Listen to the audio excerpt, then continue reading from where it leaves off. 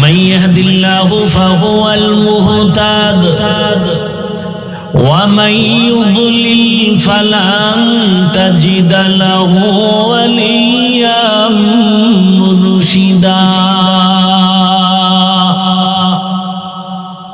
আল্লাহ যাকে কবুল করবেন হেদায়েতের জন্য সে হেদায়েত পেয়ে যাবে, আর যার কপাল খারাপ ওই পোড়া কপাল আমি হাফিজুর রহমান কেন, মক্কা মদিনার ইমাম কেন, স্বয়ং আমার রাসূল বয়ান করে ওই বেঈমানের কপাল খুলে না। কত বড় বেঈমান, নবীর বয়ান শুনে কালেমা পড়ে না, কত বড় বেঈমান। অথচ যেই রহমতের নবীর চেহারার দিকে একবার মোহাব্বতের নজর দিলে জান্নাত ওয়াজিব জাহান্নাম হারাম। কেমন মায়ার নবী, যেই নবীর ঘাম আম্মা জান আয়েশা বোতলে ভরে রাখেন আর আতর হিসাবে ব্যবহার করেন। কেমন মায়ার নবী আমার, যে রহমতের নবীর শরীর মোবারকে মশা মাছি পড়ে না হারাম।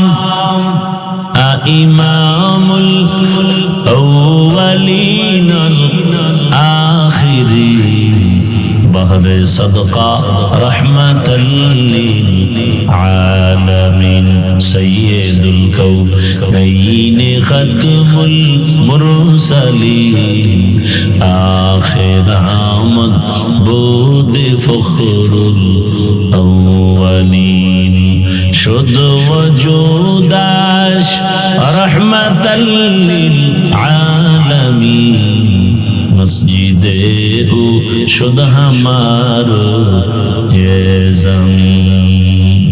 চিল্লানা জাতি সে নবী কেমন নবী। ও আমার যুবক বাবারা, বৃদ্ধ বাবাজিরা, পর্দার আড়ালের মা বোনেরা, চিল্লানা সেই নবী আমার কেমন।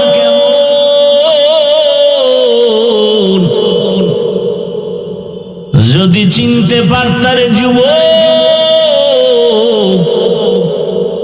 প্রয়োজনে গলায় ছুরি লাগাইতি, দাড়ির মধ্যে অস্ত্র লাগাইতে পারতা না। এখনো যাদের কপাল পোড়া আছে, খোলো কপাল খোলো, আর কবে কপাল খুলবে জানি না। ওই যে একটু আগে শুনাইছি না, 13 বছর রাসূলের দেখলো, বয়ান শুনলো, কালেমা পড়ে না।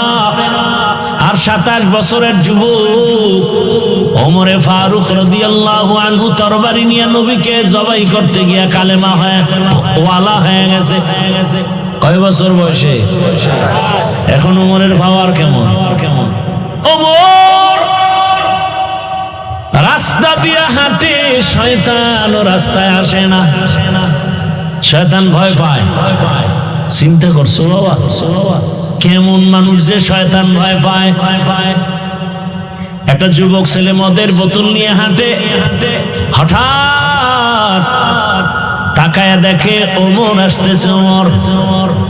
যুবকের কম্পন শুরু হয়ে গেছে। ও মালিক, ওমরের থেকে বাঁচাও, কথার আগেই তরবারি। আর জীবনে মদ পান করবো না, পায়খানা খাইলেও মদ খাবো না, বাঁচাও তুমি ওমরের হাত থেকে। ওমর তো নজর লাগিয়ে গেছে, বোতল ফালায় দিল ভিডা। এমন তওবা করছে দিল থেকে। ওমর সামনে এসে বলে, যুবক বোতল দে। যুবক ভয়ে কথা বলে না, কয় ভয়ে কেন, বোতল দাও। ওমর বেইনসাফি করে না, জুলুম করে না, ইনসাফের সাথে কথা বলে, বোতল দে। যুবক ভয়ে ভয়ে বোতলটা যখন ওমরের হাতে দিয়েছে, ওমর তাকায় দেখে বোতলের মাঝে এক ফোঁটা মদও নাই, পুরা বোতলটা সাদা দুধে ভরা। আল্লাহর গোলাম হতে পারলে গোটা দুনিয়া তোমার আমার গোলাম হয়ে যাবে। বাতাস তোমার আমার গোলাম হয়ে যাবে, সূর্য তোমার আমার গোলাম হয়ে যাবে। এরকম নজির অভাব নাই। দীর্ঘ বছর পর্যন্ত নদী শুকাইয়া গেছে, কোনো পানি নাই। এলাকার সব মানুষ ওই জমানার ওলিয়ে কামেল, জবরদস্ত আল্লাহর প্রিয় গোলাম, সবাই গিয়া বলেন, হযরত আমাদের নদী শুকনা, বহু বছর হয়েছে, পানি নাই, কি করা যায়? হযরত একটা চিঠি লেখছেন আর বললেন, এই চিঠি নাও, চিঠিটা নিয়ে নদীর মধ্যে ফেলে দাও, শুকনা নদীর মাঝে। চিঠির মধ্যে কি লেখছেন আল্লাহ জানেন আর তিনি জানেন। চিঠি নিয়ে যখন এলাকার মানুষ নদীর মধ্যে ফেলে দিল, নদীর মধ্যে চিঠিটা ফেলে দেওয়া মাত্র বহুদিনের শুকনা নদীতে পানির জোয়ার শুরু হয়ে গেছে। এটা যেমন তেমন বিষয় নাকি? বহু বছরের শুকনা নদীতে চিঠি ফেললো পানির জোয়ার। আপনারা তো সুবহানাল্লাহ বলেছেন, অথচ অনেকে নাউজুবিল্লাহ আস্তাগফিরুল্লাহ বলে বলবে এত বড় গাঁজাখুরি কথা, এটা মেনে নেওয়া যায় না। নদীর মধ্যে পানি নাই, চিঠি লেখা ফালায় দিছে পানির জোয়ার। মিথ্যা কথা, বানাওয়াট কথা, গাঁজাখুরি কথা। এবার হঠাৎ করে কয়, আচ্ছা যদি এমন হয় কামটা করলো কে? একজনে কয় তাবলীগের মুরব্বী, বলে কাফের। না, তাবলীগের মুরব্বী না, কয় কারা? কয় দেওবন্দি, কয় সেও কাফের। কয় না, দেওবন্দি কোনো আলেম না, এই ঘটনাটা ঘটাইছেন চরমনাইর পীর। কয় এটা ট্রিপল কাফের। কয় না, তারাও না, এই ঘটনা ঘটাইছেন কে? ইতিহাসের পৃষ্ঠা উল্টায় তাকায় দেখে শুকনা নদীর মধ্যে চিঠি দিয়া পানির জোয়ার সৃষ্টি করেছেন তিনি। জমিনের সাধারণ কোন ব্যক্তি না, রহমতের নবীর হাতে গড়া সাহাবী, জান্নাতি দ্বিতীয় সাহাবী হযরতে ওমর। এবার কাফের বলা যাবে? ওমরের কাফের বলবে এমন মায়ের সন্তান আছে? ওমরে ফারুকের ঘটনা ঘটে গেল। কে সেই ওমর? 27 বছর বয়সে তরবারি নিয়ে দৌড়ায় আমার নবীকে জবাই করবে। কয় বছর বয়স? 27 বছর বয়স। নবীজি ডাইনে বামে কোথাও পেনে কথা বলেন না, জিকির করেন না, নামাজের দাওয়াত দেন না। গোপনে নামাজ, গোপনে জিকির, গোপনে তালিম চলে। মুসলমানের সংখ্যা তখন পুরুষ 39 জন, নারী সংখ্যা 11 জন। সেই সময় 27 বছরের যুবক তরবারি নিয়ে দৌড়ায় নবীকে জবাই করবে। রহমতের নবীকে এক নজর দেখা মাত্র কলিজাটা ঠান্ডা হয়ে গেল।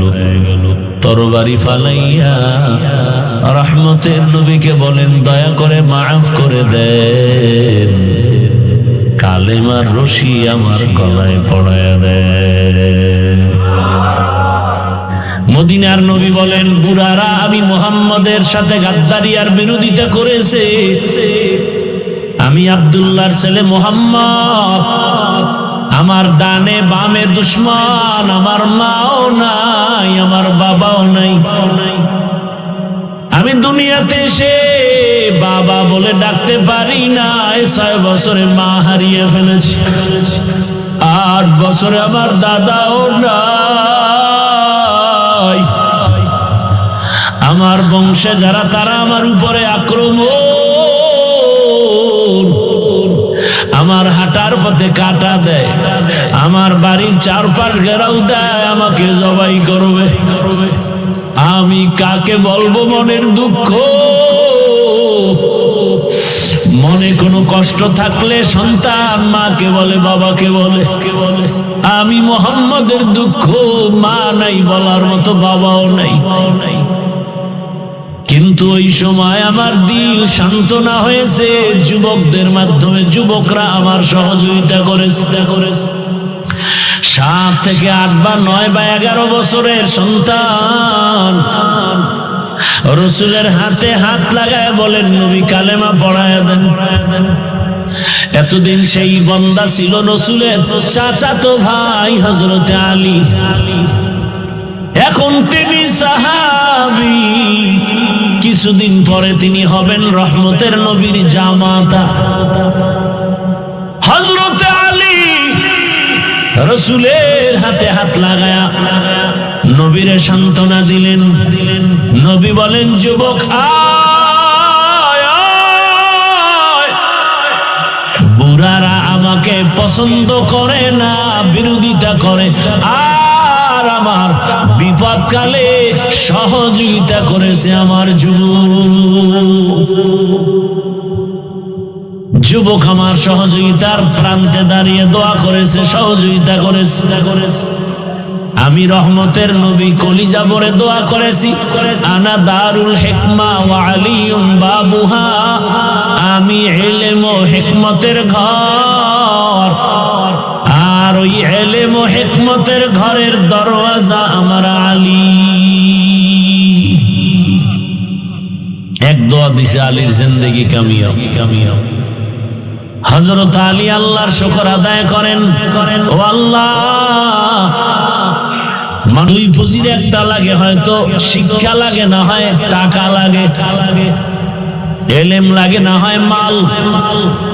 ও আল্লাহ, তুমি আমাদের ইলম দান করেছো, মাল দাও নাই, হাজার শুকর তোমার কাছে। কারণ মাল আজ আছে, কাল থাকবে না, ইলম কখনো বিদায় হবে না। ইলমে রায়ে জাজো করদন বেহিসাব